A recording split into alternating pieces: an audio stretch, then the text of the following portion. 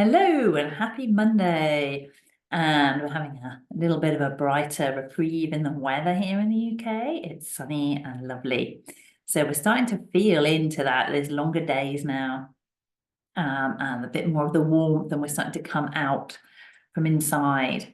And it brings up the subject of our internal hearth and that beautiful fire that we tend within that keeps us warm and cozy through the winter months. And that has been the subject of these Monday meditations for the last few weeks, where we look at our own hearths and where our center is and what keeps those flames alive.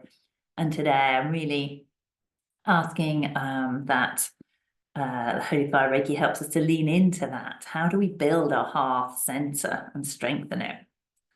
And what I was shown and what I've been seeing in the last few weeks is that there's a lot of energy that is able to draw our attention away from our own internal hearths, and particularly in terms of seeing and seeking energy outside of ourselves in order to feel enough. So that can be the result of thinking that other people have got something we want and then going after that. So it's that good old nugget of comparison again, and feeling like, oh, well, they've got it easier, they've got it better, and sort of allowing that to be something which we then try to learn from by copying or doing more of what they're doing.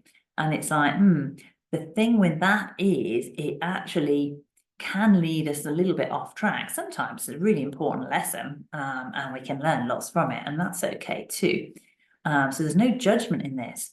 This is about just knowing when it's time for you to step inside and see what your light, a beautiful light is, and what beautiful light you bring to the earth. And so how important it is for your heart to be strong so that you can do exactly what you came to do, and not what somebody else came to do. And it almost reminds me of the primary school ethos, where it's that shine your light and everyone's individual. And it's such a truism, because I've learned more and more through Reiki that literally we are all so completely unique, and we all have such different and individual looking blueprints. So it really doesn't work to kind of copy or try to emulate. It can be a useful way to observe and be curious and see, but it's important to know the distinction between actually what you then go on to do. And that's something that comes in degrees, but it's something that Holy Fire Reiki I see supporting a lot in our human world. So that energy is when we really focus on our own strengths, and where we are and what we're doing, and understand ourselves. That's a really powerful position, and it really helps us to nurture. So if there is a weakness in ourselves, rather than rejecting that and looking outwards to try to fill that somewhere else, like when we focus on and allow Reiki to come to that space and heal it, it brings us to a stronger inner position. And that's what Holy Fire Reiki does. It's a great authenticator in that way. It works to heal all those parts of our unhealed ego that take us out of our body to try and outsource our life force energy. And actually, the best and most powerful way to do it is through our own beautiful channel. So, that's one of the misnomers of Reiki, is that, that somehow you're going to receive energy from a person and they're going to make you feel better. But the reality, especially with Holy Fire Reiki, is that you're going to see this practitioner and they're connecting you to your highest light and your highest vibration, and you're pulling it through yourself. So it's an incredibly empowering experience with the Holy Fire. So the Holy Fire really lights up your hearth, and helps to burn away those parts of you that are outsourcing your own inner flame and not believing in yourself. So it strengthens those internal areas so that your hearth grows and evolves and becomes stronger, so that you feel the strength to do exactly what you came to do and to live that wonderful highest timeline. So ways we can access that at the moment. What I got the sense of this last week for this week coming and this time now is that we can really just look at how we can access something a little different to the usual. So perhaps it might mean just choosing something different in your day. Very small thing it could be, or it could be bigger. It might mean like, oh, I'm going to book a holiday. There's a lot of that kind of like, you know, going away energy, or planning for a future trip. But particularly this week, what can you do physically this week that's going to be different for you? And it could be that kind of taking time out. It might be a new little venture, like going to incorporate swimming again, or walking or cycling, or some sort of hobby. But it could just be quite simply the tiniest thing, like taking a different journey to work, or going to a different route to get to the coffee machine, or where you go for your lunch, or the shop that you buy food in. It's just something that's going to take you outside of whatever routine you have found has been holding you. Because that routine, stepping away from it, it's not that we're doing this in order to escape. This is an intentional step. This is a step to move perspective and see things from another angle, another line. And when you take time for yourself to do that, you will be provided, you get these like little threads come down through your channel that you perhaps would not have been aware of if you'd stayed on that original path or in that same setting. So it's a call to do those things, whatever it might be. You know what they would be in your life, but you can step into something a little differently.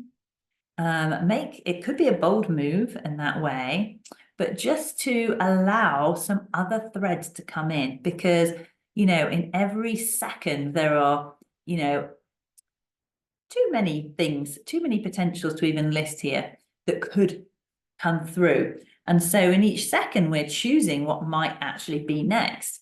But by the way we feel and think and how we choose. So time goes by very quickly in human world. So what we can do is we can think, well, okay, if I'm doing the same thing every day and I'm getting quite some fairly stuck routines in there, that could mean that my channel is kind of getting a little bit stuck with those same things. And some of them could be perfect. Like, it's not like it's changing everything, because a lot of that, if you're choosing to be there, probably, at least 60% bang on, and you'll be somewhere on that percentage. But it's like, oh, how do I get that next 5%, 10%, 20% closer to being like just purely, a channel that's filled with everything that's really on my highest timeline. So where do we get how do we get to that 99, 100% version of that? And so taking a little deviation outside of your current path can just open new threads into your channel that you wouldn't have seen otherwise. So that's the invitation this week. And I'm just going to ask Holy Fire Reiki to come down and connect and bring in whatever thread it is you're meant to see. So just take a few moments to go within and feel how this resonates for you. Just have a little breath. And you can close off your eyes if you like. Just take a moment to feel if there's anywhere that You may be not trusting in your own energy and your own resource, your inner resources, to solve your issues and what it is you want to do. You know, where are you maybe looking at somebody else thinking, they've got it, they know what they're doing, I need to do what they're doing. Where are you doing? Is there anywhere you're doing that? Be really honest with yourself. Just take a slight internal note that you'd like to let go of that and trust in your own inner divine guidance. And then that's simple. Then gently just ask where you want to do something a little bit different this week. Where might you be called to take a slightly different path?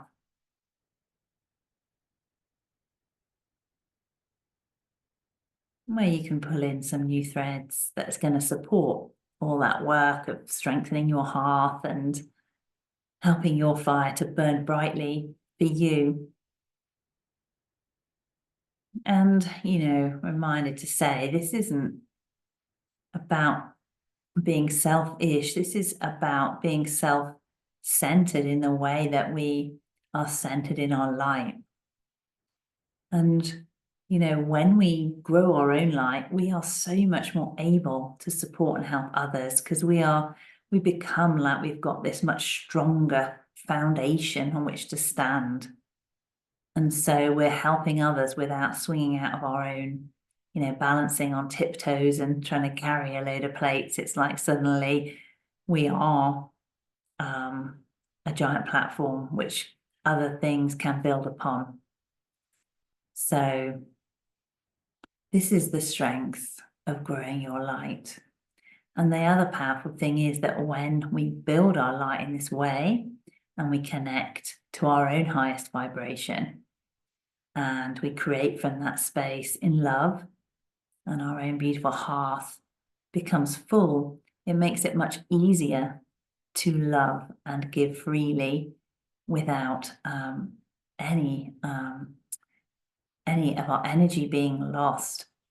And in doing so, we connect with others that are doing that, and we become a really strong force as we step into a more unified flame. And so whatever you're doing this week,